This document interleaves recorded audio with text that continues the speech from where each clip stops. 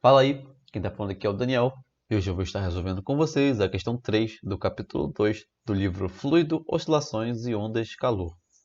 Volume 2, Curso de Física Básica, Moisés, quinta edição. Então, bora lá? E para começar, vamos ler o enunciado e entender do que se trata o problema. Um reservatório contém água até 0,5 metros de altura e, sobre a água, uma camada de óleo de densidade de 0,69 gramas por centímetro cúbico, também com 0,5 metros de altura. Abre-se um pequeno orifício na base do reservatório. Qual é a velocidade do escoamento da água? Como podemos ver, se trata de um problema de hidrodinâmica e teremos que achar a velocidade de escoamento com uma equação que relacione pressão e velocidade. Então, para resolver essa questão, vamos entender primeiro a teoria. E temos que o princípio de Bernoulli afirma que se a velocidade de uma partícula de um fluido aumenta enquanto ela se escoa ao longo de uma linha de corrente, a pressão do fluido deve diminuir, e vice-versa. Veja que na imagem, o fluxo do fluido escoa pela corrente livremente.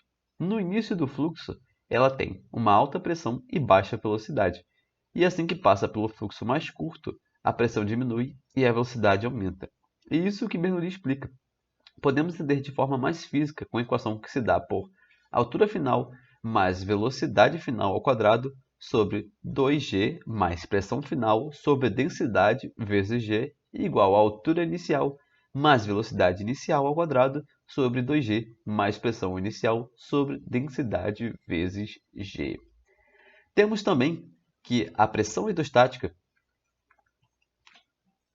é dada pela pressão que o fluido exerce sobre os outros fluidos, ou seja, dependendo da coluna do fluido e da densidade. Ou seja, se estamos no mar, o fluido é água, e a cada 10 metros que nós afundamos, a coluna de água exerce sobre nós uma pressão que equivale a 100.000 pascal. Quanto mais fundo, mais a água exerce pressão sobre nós. Entendido um pouco mais sobre a teoria, voltemos para o exercício. Nós temos que as duas colunas vistas, sendo a amarela de óleo e a azul de água, sabemos que essa coluna de óleo exerce uma pressão sobre a coluna de água e juntos exercem uma pressão até o fundo do reservatório. Como sabemos a pressão vai aumentar conforme a coluna do fluido aumenta. Ou seja, quanto mais fundo, mais a pressão vai ser exercida sobre aquela posição. E como é o fundo do reservatório que nós vamos calcular, será a pressão máxima que nós podemos ter.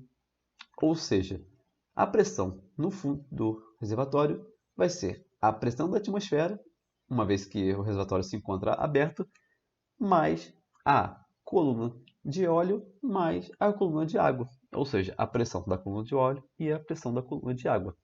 Também temos que a pressão do orifício vai ser a pressão mais a coluna de água, mais a densidade vezes a velocidade do orifício ao quadrado sobre 2. E isso tudo vai ser igual a uma constante.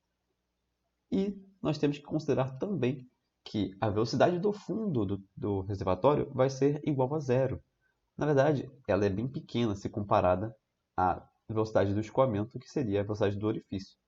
Então, por isso, nós vamos considerar que ela é igual a zero.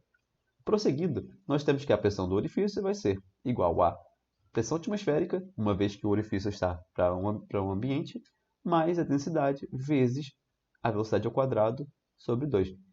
E a pressão na base do fluido será a pressão igual à pressão atmosférica mais a coluna de água e óleo juntas. Beleza? Igualando as duas equações, nós temos isso. E novamente, continuando a questão, encontramos que a velocidade final do orifício é igual a raiz de 2 mais o óleo mais a água vezes GH. Tudo isso sobre a densidade da água. Beleza?